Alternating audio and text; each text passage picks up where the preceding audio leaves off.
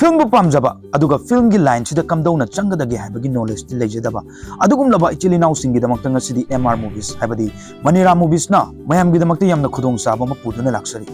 मखा चथरक्त्रिङै सिदा MR movies की माय पाखरबा फिल्म खर पंजबा तारगदी कोरोंग अनबा पार्ट 1 2 3 लेकाय लाइनुबा पार्ट 1 2 आइगी नुपी तमना लाइ लारेला थु सालो लाइरांग सालो न चिंगबासी मसिगी मखा चथरक पोइना MR movies ना मथंग बनाउ नाइना पुथोकचगदरुबा फिल्म सिंगी दमक्ता ऑडिशन अमा तौजगदौरी लौगदौरिबा आर्टिस्ट सिंग असि लीडिंग रोल की दमक्ता male actor female actor ओइगनी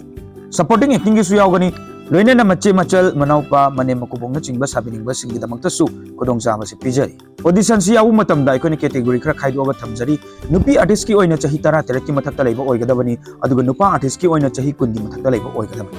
audition असि सरुक याबीगे हाबा तारगदि अइकोइना फॉर्म अमा थाजरी मदुगी फॉर्म दो लौबी रहरगा फिल अप तौबीदुना अथु मतमदा सबमिट तौसन बिरकनबसु निंचिंजरी last date of form submission ची 13 जनवरी ओइगनी